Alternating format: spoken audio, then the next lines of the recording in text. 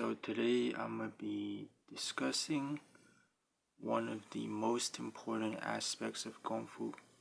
And I'm not talking about Kung Fu as in just, the styles that you fight with. I'm talking about the general mental, um, the mental act of Kung Fu. This really means things like calligraphy, Chinese calligraphy, things like Wei Qi or Go. It's a Chinese strategy game or Japanese, whatever. Things like watercolor painting, things like Tai Chi. So I will be explaining each of these in turn to give you an idea of what Kung Fu actually is. Not the external strikes that are fancy, not the complex theories of fighting, because those are something that you are going to come up with yourself by understanding Kung Fu. I'm talking about the fundamentals of Kung Fu, the things you do with your mind, that if you understand how to do it, you're going to be able to do it with not only fighting arts with the fist, you're going to be able to do it with things like basketball and badminton and even hockey. The first thing, is obviously the calligraphy. Now, calligraphy is a big part of Chinese culture, but originally, it was so originally the beginning of time when this world was first created. And no, I don't believe in the Big Bang. It's complete bullshit.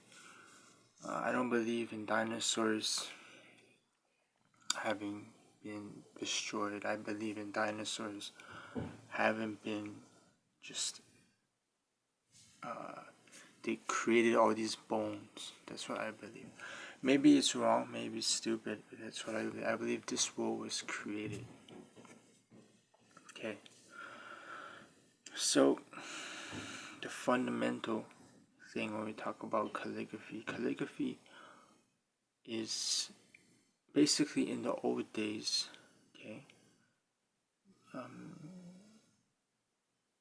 you would have weapons to protect your family and to rise up in ranks,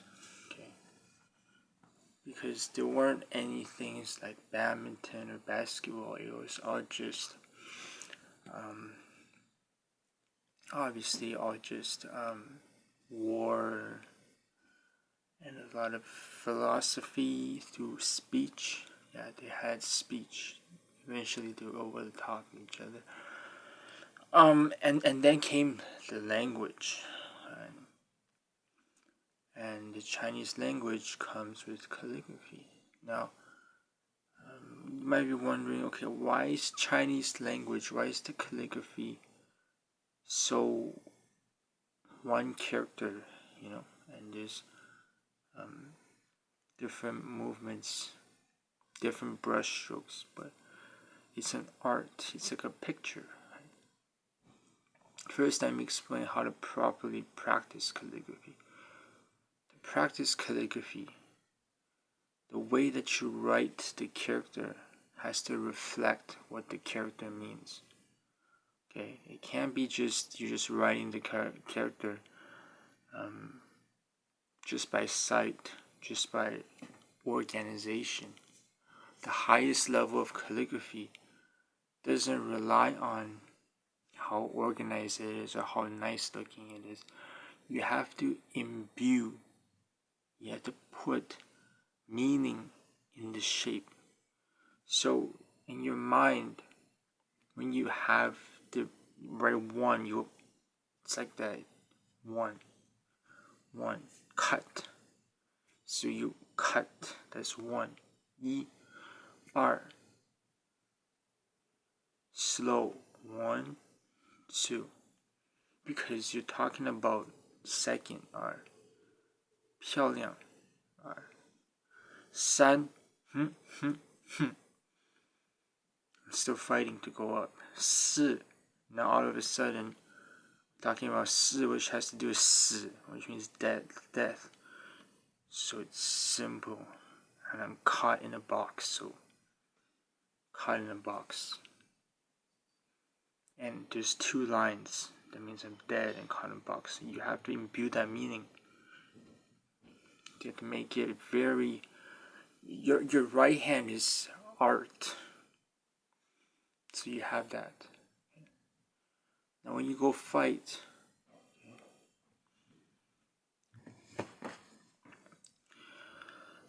the sword, you have to.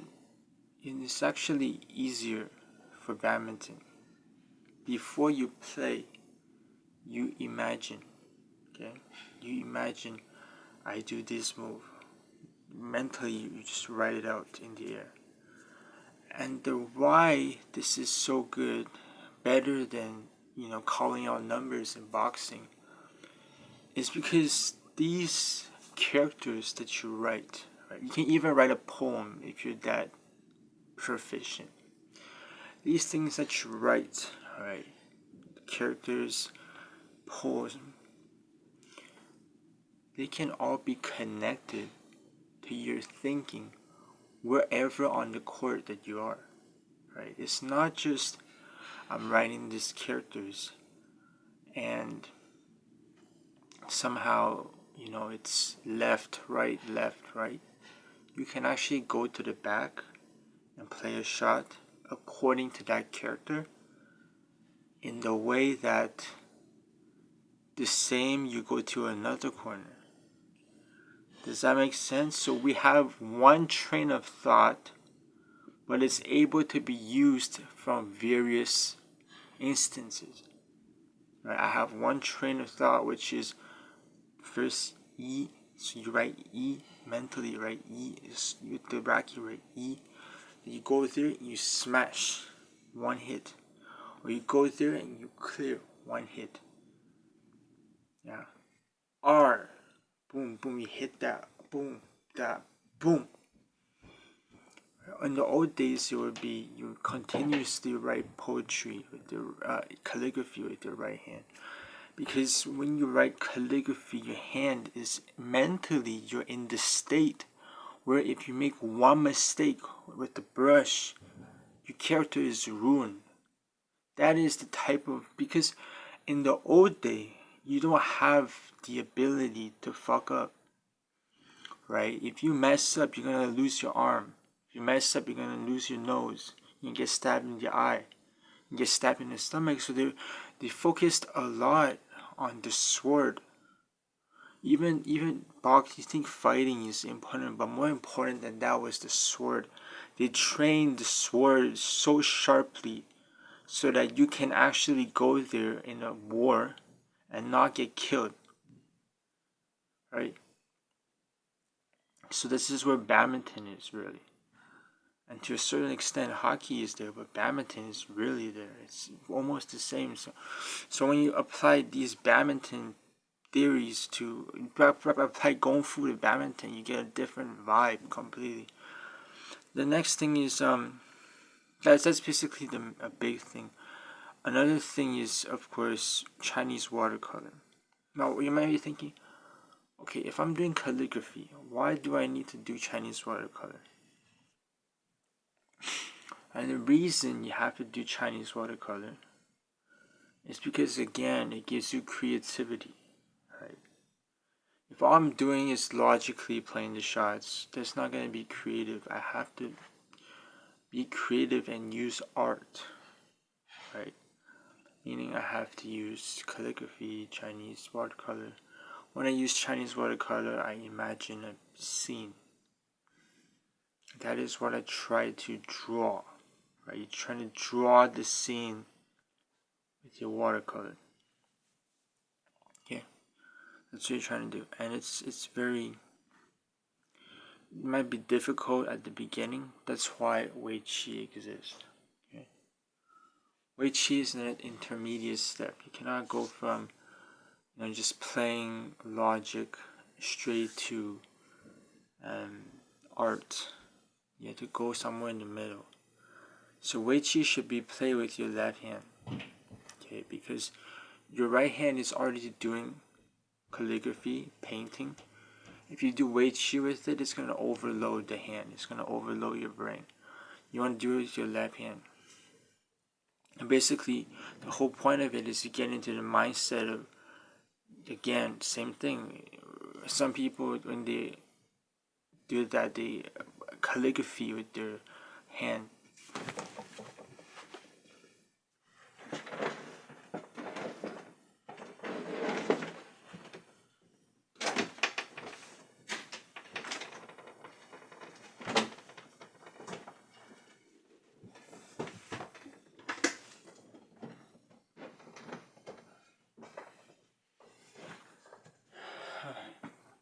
Sorry, I need to close the window. Yeah, the calligraphy with their hand, they imagine the calligraphy the whole time that the rally is going. But sometimes it's also useful to have Wei Qi. The feeling, you try to tap into the feeling. That's the your left hand. Then there's Erhu. I haven't started Erhu yet. I have somewhere in my mind an idea of what Erhu is, but I haven't started it yet. I have done everything. I've done Wei Qi. I've done calligraphy. I've done Chinese watercolor. So those things I can talk about. Another one is piano, which basically is just a modern version of Guzhen. Guzhen is very outdated. I'm not trying to put shade on Guzhen, but the piano is just a way superior instrument. But obviously the erhu is very good. Very simple. It's you have two string. You think sometimes this instrument is made for music. A lot of the time it's just made for war. So I won't say that the erhu necessarily is made 100% for war, but it definitely has a big part of war. And then this Tai Chi, which is basically you're given these moves, yeah, and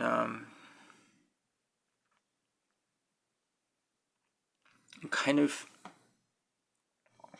for each of these moves, there's a name for it, and the name is very important because the name has to do with what inspires you. So you're supposed to be inspired by each of these movements in Tai Chi Chuan. For instance, if it says bird flying to the sky, you use that movement and you imagine some type of imagery. Okay, because some people, they can just make things up on the spot with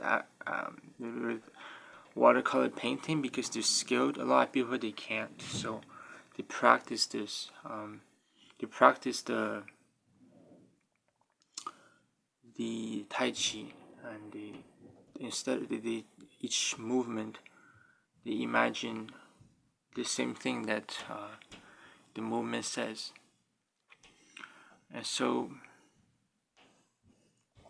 when you're doing Tuiso, right, you're not only doing Tuiso, you're doing Tuiso in order to take the action of the Tai Chi movement and use it in a very simple battle. Right, Tuiso is like this, right? You take, for instance, you can take this one. So you take the idea of that one and you imagine you're writing calligraphy. Again, calligraphy comes back and you do that one. Okay. With your right hand, again, your right hand is the one that kind of writes these things. That is Tai Chi. Okay, once you know these ideas, you can apply it to the sword, which is basically what Tai Chi is meant to be for. The sword, right? The fighting is also it, but less so. The sword is very big. Fighting, they don't use Tai Chi as much because you're not using a sword. You're punching. So when you punch, become two. Yeah. There's some tricky warriors back in the day. They use two swords. It is very confusing. Most people they use one sword. In boxing, there's two fists. There's two legs. That's why the Thai people they do that one. They do the Muay Thai because with two legs they can defeat Chinese Kung Fu. But with that one you have to. It's Wing Chun. So they take Tai Chi and they do Tuiso and then slowly they work into Wing Chun to transfer it to two hands. Yeah, and eventually you're gonna get Wing Chun and have Kung Fu. So that's kind of what I wanted to cover today. I guess I didn't really cover too much about two-hand fighting because two-hand fighting is another animal that I haven't practiced enough to give you a good rundown, good explanation. But my explanation for the sword, which is badminton, is pretty good. Okay, see you.